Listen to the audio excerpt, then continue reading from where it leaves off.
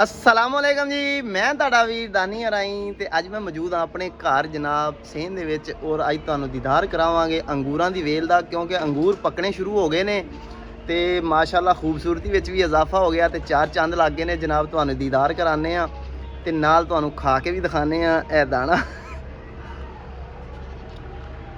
खट्टे मिठे ने थोड़े थोड़े हाले, क्योंकि फुल नहीं गए पक्के।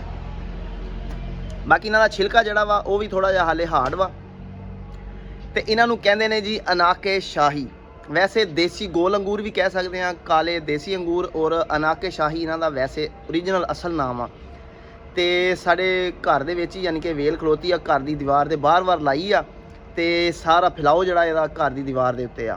लंबाई चौड़ाई काफ़ी ज़्यादा वा, वो भी तुहानू दीदार कराने आ ते बाकी जनाब अंगूरां दा दीदार कराने आ। माशाअल्लाह पिछले साल जड़े ने बहुत ज़्यादा लगे सीगे, पिछले साल तो गलबन 2-3 मन अंगूर लगे सीगे। इस बार थोड़े जे घट लगे ने, उहदी वजह या पानी की कमी है या वेल का फैलाव ज़्यादा होने की वजह तो अंगूरां नूं उहो जी ताकत नहीं मिली। अंगूर भी ज़रा छोटे रह गए ने ते देखो जी अंगूर। दूजी गल इन्हां दे विच इह है कि इन्हां दे गुच्छे नहीं बनते। ए जी इन्ने गुच्छे बनणगे, ठीक आ। जिवें हुण आ गुच्छा देख सकदे तुसीं, छोटा जिहा वा, छोटे छोटे गुच्छे होणगे। ए जनाब पक्या ਇਹਦੇ ਵਿੱਚ यानी कि अंगूर 4-5 पक्के ने, बाद खाने तो ये हिसाब है जनाब। इन्हों के जिमें ਵੱਡੇ ਵੱਡੇ गुच्छे बनते होंगे वो सीन इन्हों के है नहींगा। तो बाहरों तुहानू दिखाने कि वेल की लंबाई चौड़ाई इत्थों जनाब ये शुरू हो रही है लंबाई। तो यह चैक करो पूरी यह दीवार जड़ी है उसते उस तो बाद यह छत पई है किस्म की है।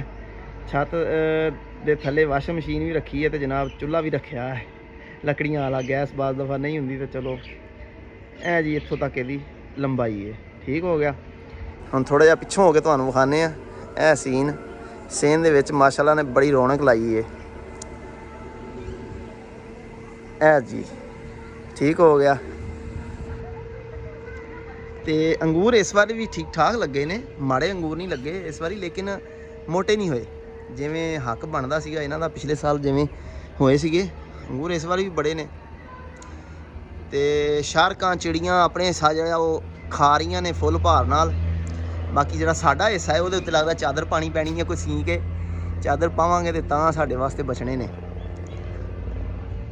इधर जनाब इहदा एंड हो रहा वा, तो इधर होर भी बरीक ने अंगूर है, तुसीं देख सकते हैं। ठीक है। इत्थों तो खैर बकरियां खांदियां रहनियां ने, बकरियां ने भी आपदा हिस्सा पाया है। वो कहंदियां जी असीं मालकां घर दियां। तो ये जनाब सीन है घर दे विच अंगूर लगे ने। तो तुसीं भी दस्सिओ कि तुसीं इहो जिहे अंगूर किते देखे ने, तुहाडे कोल भी इहो जिहे अंगूर है ने, ते अगर है तो तुसीं इन्हां दा की नाम है, तुसीं की नाम रखिया तो की कहंदे हो। बाकी कमेंट दे विच लाजमी दस्सिआ जे व्लॉग कैसा लग्या। दुआवां याद रखिया जे। अल्लाह हाफिज़।